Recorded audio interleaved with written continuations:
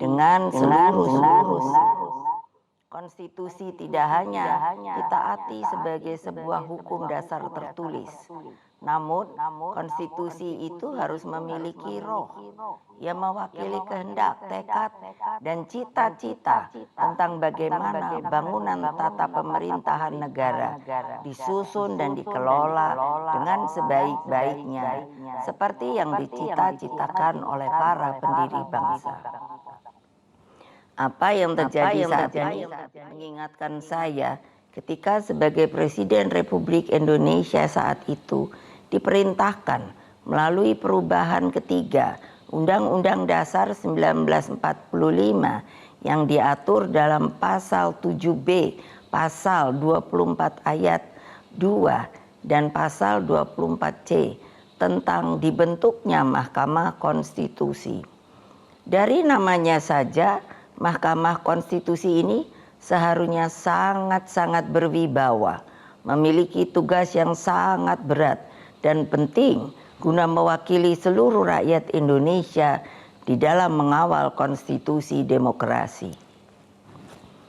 Dengan perannya yang begitu penting, saya sangat serius menggarap pembentukannya. Saya sebagai Presiden didampingi oleh Menteri Sekretaris Negara mencarikan sendiri gedungnya, dan saya putuskan berada di dekat istana, yaitu suatu tempat yang sangat strategis yang disebut sebagai Ring 1, sehingga Mahkamah Konstitusi tersebut harus bermanfaat bukan bagi perorangan tapi bagi rakyat, bangsa, dan negara. Saya ingat waktu itu Ketua MK yang pertama adalah Pak Jimli Asidiki, dan saya sangat berterima kasih atas segala konsistensinya selama ini.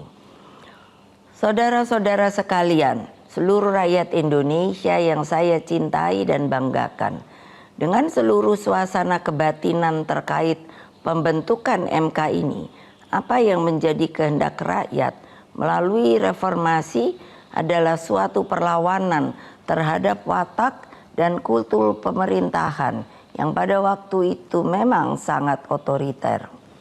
Dalam kultur otoriter dan sangat sentralistik ini lahirlah nepotisme, kolusi, dan korupsi.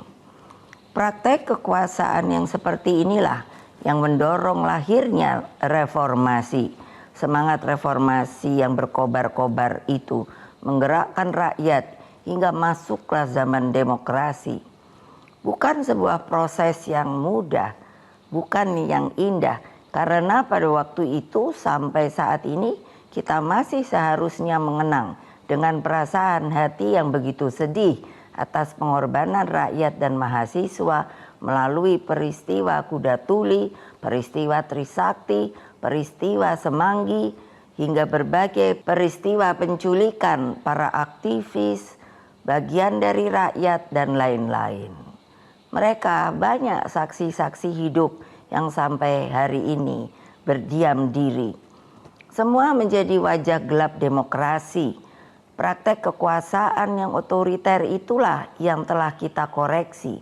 Maka melalui reformasi, janganlah lupa, lahirlah demokratisasi melalui pelaksanaan pemilu presiden dan wakil presiden secara langsung dan terbatas, serta undang-undang tentang pemerintahan yang bebas dari nepotisme, kolusi, dan korupsi. Apa yang terjadi di Mahkamah Konstitusi akhir-akhir ini telah menyadarkan kita semua bahwa berbagai manipulasi hukum kembali terjadi.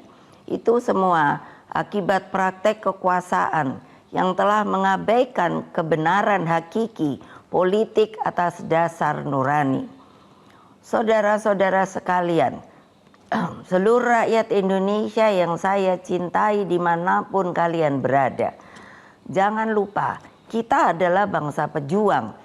Kita bangsa yang mampu mengatasi berbagai cobaan sejarah.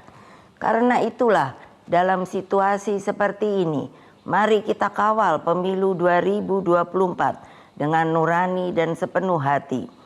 Kita jadikan pemilu 2024 sebagai momentum untuk mendapatkan pemimpin terbaik yang benar-benar mewakili seluruh kehendak rakyat Indonesia, mengayomi agar Indonesia menjadi bangsa hebat, unggul, dan berdiri di atas kaki sendiri. Rekayasa hukum tidak boleh terjadi lagi. Hukum harus menjadi alat yang menghadirkan kebenaran. Hukum harus menjadi alat mewujudkan keadilan. Hukum harus menjadi alat mengayomi seluruh bangsa dan negara Indonesia.